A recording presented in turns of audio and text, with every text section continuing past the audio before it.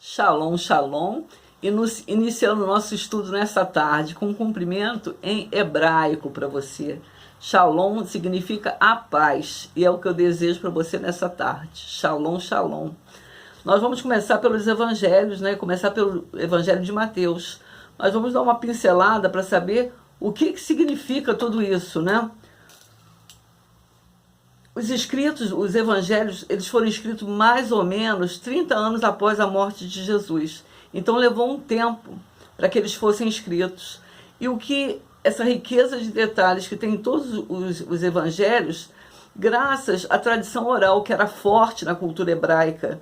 Então, assim, muitas coisas que nós encontramos nos evangelhos foram guardados graças a essa cultura oral, E também por testemunhas oculares, que 30 anos, muitos participaram da vida de Jesus, não só os apóstolos, a população da época participou, muitas testemunhas oculares nisso tudo. E eles foram escritos por seguidores de Jesus, cujo objetivo era levar a fé para as pessoas, era para conquistar pessoas para o reino de Deus. E Mateus se concentra no relacionamento de Jesus, se concentra no relacionamento de Jesus com a fé judaica. Por quê? Porque Mateus ele escreve para a população judaica. E aí ele vai buscar os costumes judaicos, ele vai buscar na lei judaica o apontamento para o Messias. Então, ele vai mostrar que Jesus veio cumprir tudo aquilo que foi profetizado no Velho Testamento, a vinda dele. E ele fala com propriedade para o povo judeu e seus costumes, inclusive, ele fala da hipocrisia dos fariseus. Então, Mateus ele era praticante, ele conhecia a lei, ele sabia dos detalhes e ele se esforça em mostrar esse Jesus em toda a lei, em todo o Velho Testamento. Lembrando que os primeiros cristãos, eles eram judeus. Então, precisava que a lei estivesse batendo com o Novo Testamento. Senão eles iam ficar no vácuo, porque eles criam num Deus único. E aí o Velho Testamento todo aponta para a vinda do Messias. Quando dizem que Jesus é o Messias, tinha que ter fundamento. E é isso que Mateus está mostrando. Ele começa mostrando que Jesus é o cumprimento da lei. E ele se esforça em apresentar Jesus como tão esperado, Muitos não o reconhecem por quê? Porque eles esperavam um rei cheio de pompa. Os judeus esperavam um Messias que arrancassem eles das garras do domínio romano, que usurpavam o povo com impostos altíssimos, com domínio, e eles achavam que o rei que eles estavam esperando, tanto esperando o Messias, viria para arrancá-los desse momento político. E não foi isso que aconteceu. Jesus veio, mas ele vem como rei, mas um rei de amor. E Jesus veio libertar o povo de outras coisas, e não das garras do domínio romano. A missão de Jesus era muito maior do que resgatar o povo daquele domínio. Porque o Jesus veio para nos resgatar da morte, nos resgatar dos poderes das trevas, e dar a sua própria vida por isso.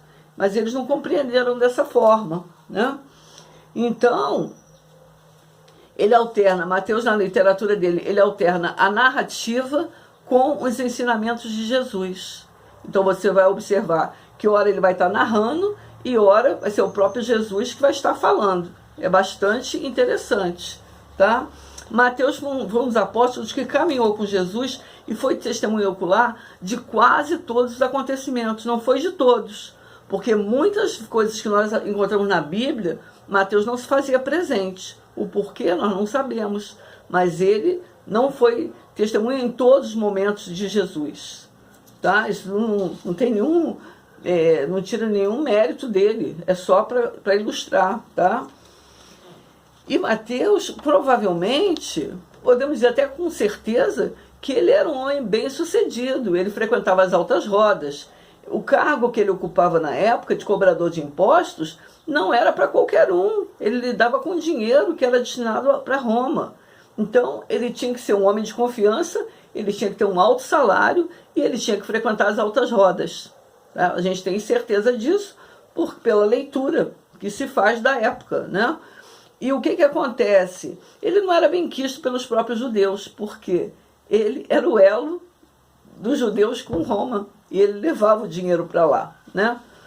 Ele, quer dizer, arrecadava o dinheiro que iria para Roma, né? E ele não era essa pessoa querida, digamos assim. Apesar da gente não ter a comprovação da autoria do livro de Mateus, a tradição assina que, de fato, foi Mateus quem escreveu esse livro. Pelos estudos, todos os apontamentos dizem que o livro, a autoria real é de Mateus.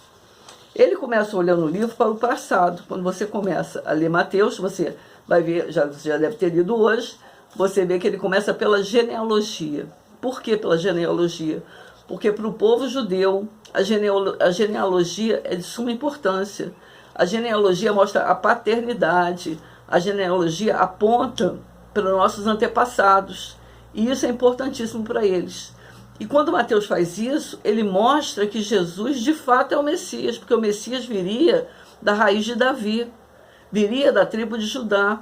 Então ele comprova, elencando a genealogia, a veracidade de que Jesus de fato tem antepassados reis, de fato ele vem da tribo de Judá, de fato ele vem da raiz de Davi. E é isso que Mateus mostra. E ele termina o livro dele, não no capítulo 1, mas o último capítulo de Mateus, ele aponta para o futuro. Então ele aponta que o próprio Jesus dando ordem. Olha que interessante. O próprio Jesus deixa lá atrás ordem para mim e para você. A primeira ordem é ide, que significa evangelizar. A segunda ordem diz ensinar a todas as nações, que significa fazer missões. A terceira ordem diz batizando, que diz pregar o arrependimento. E isso nós temos até hoje. Essa ordem, ela seguiu os séculos e nos alcançou. Então, nós precisamos colocar em prática isso, porque tudo que está no Evangelho, tudo que está na Bíblia, nos livros, é para que nós façamos. Não é só para a gente aprender e dizer, ai que lindo, olha que bonito isso, essa passagem. Não, meu irmão. Tudo que está na Bíblia é para a gente colocar em prática. A pedagogia de Jesus era muito simples, era ensinar e fazer. Ele não jogava a conversa fora. Tudo que ele fazia tinha um propósito, um propósito. Eu não sei qual é o meu propósito, qual é o seu propósito, mas nós temos um propósito, principalmente de deixar um legado para gerações futuras. A gente não pode passar por essa vida como turista. A gente tem que buscar no Senhor qual é o propósito dele para as nossas vidas. Então vamos continuar nosso estudo e que o Senhor, no decorrer, né, dessas leituras, ele venha abrir os nossos entendimentos e nos dê sabedoria. A palavra de Deus diz que quem não tem sabedoria pode pedir a Deus que ele dá. Dá para qualquer um que pedir. Então vamos pedir nessa tarde, né, que o Senhor venha, quando formos ler a Bíblia, que venha nos dar sabedoria, abrir o nosso entendimento para que a gente possa aproveitar muita coisa a palavra, que é maravilhosa. Tá bem? E no final, Jesus, a narrativa de Mateus fecha que Jesus garante que ele vai estar conosco até a consumação dos séculos. Isso foi dito há 2000 anos atrás. E hoje, quando a gente lê, a gente vê que serve para nós exatamente nesses dias, né? A gente não tem dúvida que a gente está caminhando para a eternidade. E nós hoje escolhemos aonde vamos querer estar na eternidade. Eu creio que todos nós queremos estar com Jesus, né? E é aquilo. Então vamos começar agora propriamente no Evangelho de Mateus, que ele abre com a genealogia. E se você observar a genealogia, ela é dada pelo pai. Na cultura judaica, a genealogia vem pelo pai. E você vai ver que mesmo José sendo pai apenas por adoção, a genealogia vai até ele, tá? O objetivo ao registrar a genealogia é que não podemos nos esquecer que Mateus escreve para o povo judeu, que conhecia a lei. Então, eles conhecendo a lei, eles aguardavam o Messias que viria dessa linhagem. Então, não é à toa que Mateus abre o seu livro falando da genealogia, porque é como se ele falasse, olha aqui, presta atenção aqui, olha, tá aqui, olha o rei aqui, olha Davi aqui, olha Salomão, olha toda essa linhagem. É isso que ele quis dizer com isso, é a comprovação de que Jesus é o cumprimento da profecia que diz que ele viria da tribo de Judá, ele viria da raiz de Davi. Então, se a gente vai lendo e você vai vendo que é verdadeiro. E tem vários reis, a genealogia de Jesus está cheia de reis, né, a partir de Davi. E você, se quiser conhecer um pouco mais, você vai lá no livro de Reis, no Antigo Testamento, e você vai ver a vida dos reis, que é bastante interessante, é muito legal mesmo de se conhecer. Eu gosto muito de história, não sei se você gosta, mas é bem bacana e a gente começa a compreender melhor, vai abrindo mais o nosso entendimento. E se para o ano, quem sabe, a gente faz um estudo do Velho Testamento, né? Quem sabe? E aí, o que acontece? Ele vai mostrando os legados deixados por essas gerações anteriores a Jesus. Ele começa lá em Abraão, que é o pai da fé, e aí passa pelos patriarcas, né, que é Isaac, Jacó, passa por Judá, que é da tribo, né, que vem a tribo de Judá, de onde vem Jesus, que viria até o Messias. E encontramos vários reis, como eu já falei, encontramos pessoas ilustres, né, que até a gente ama em ler, tipo Salomão, a história de Salomão, o que ele deixou, o legado de Salomão, através do livro de Provérbios, que é maravilhoso, quantas coisas lindas que Salomão escreveu, né, e deixou para nós, e a gente usufrui até os dias de hoje, uma sabedoria incomparável. Não tem ninguém nesse mundo, não teve, nem vai ter, que tivesse uma tamanha sabedoria como Salomão teve. Isso quem relata é a Bíblia, e nós cremos, né? Também passa por Zorobabel, que foi um líder e foi quem levou o primeiro grupo de judeus de volta para Israel após o cativeiro babilônico. Tivemos também destaque de mulheres, que é incrível, mas não é comum na cultura judaica, não é comum nas genealogias ter o apontamento de mulheres. Mas aqui não sabemos por que Deus quis que elas fossem citadas. Talvez para mostrar que todos nós somos iguais diante de Deus. A gente não sabe o propósito, mas Deus mandou que colocasse. E não são mulheres brilhantes, não colocou porque era rainha, não. São mulheres que têm um peso, tá? Temos Tamar, que gerou um filho de seu sogro, Judá, né? Ela gerou Pérez e o sogro achava que ela tinha traído os filhos, porque ela já tinha casado com 2 filhos dele, os filhos tinham morrido e não tinha deixado geração, e ela engana ele, ela se passa por prostituta e acaba engravidando dele, tá? Então, é citado Tamar, é citado Raabe, que é uma prostituta que na época dos espias, quando os espias vão para olhar Jericó, a terra, né? Vão espiar a terra, e eles são escondidos por essa prostituta Raabe. E depois, quando eles invadem Jericó, a vida dela e de sua família é poupada. E ela está aqui, na genealogia de Jesus, tá? Depois vem Ruth, que foi a Moabita. Inclusive, Ruth tem um livro no Velho Testamento, se você quiser conhecer a história dela. É um livro curto, mas bem bacana. É um livro onde ela honra a sogra dela, Noemi. É muito legal. E ela está aqui também. E você pode conhecer a sua história. E é citado também Batseba. O nome dela não é citado, mas quando fala mulher de Urias, nós sabemos que é Batseba, mãe de Salomão. E mulher de Davi, né? E por fim, é citado Maria, mãe de Jesus. Então essas mulheres aparecem na genealogia de Jesus. É muito interessante observar, e é muito interessante, você vai em cada uma dessas pessoas, cada um tem um perfil. Não só as mulheres, os homens, né? Também um foi um rei melhor, outro foi um rei que voltou a cultuar a Deus em Israel. Cada um tem a sua história. Mas nós encontramos o rei Manassés, que foi o pior rei da história de Israel. O pior rei. E ele também está lá, na genealogia de Jesus.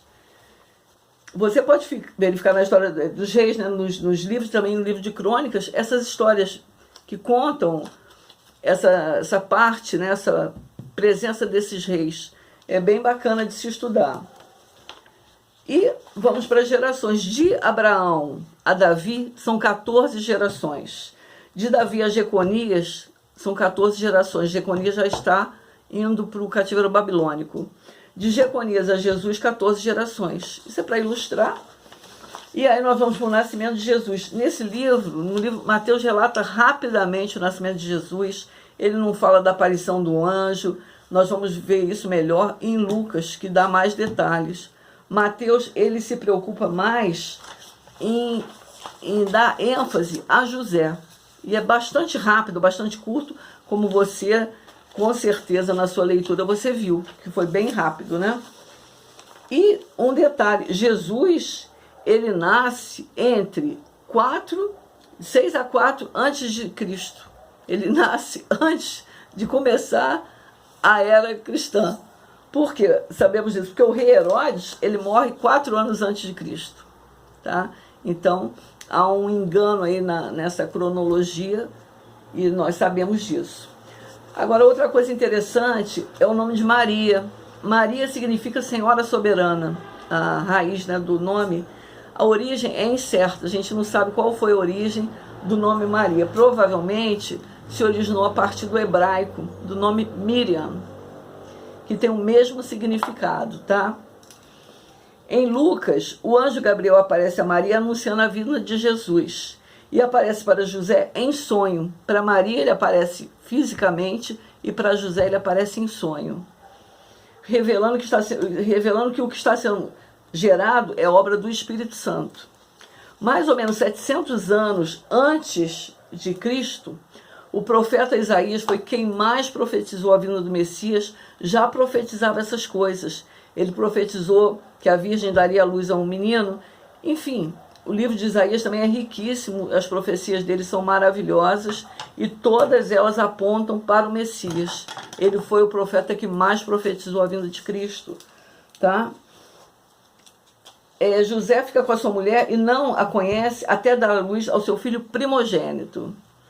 O foco do nosso estudo é estudar a vida de Jesus. Nascimento, vida, morte, ressurreição. Tá bem? Então, assim, todo o enfoque que nós vamos dar, nós vamos passar rapidamente por personagens, por histórias, mas o nosso foco vai ser sempre Jesus. Tá bem? Eu espero que você tenha aproveitado, eu espero que você tenha gostado. Nosso tempo é corrido, né? Mas eu espero que possa ter edificado a sua vida. Se você tiver alguma dúvida, você posta para mim lá no WhatsApp e amanhã eu gravo um áudio para a gente dirimir essas dúvidas, tá bem? Hoje é nosso capítulo 1, tá bem? E vamos também gravar o capítulo 2. Até já, daqui a pouco a gente se fala novamente.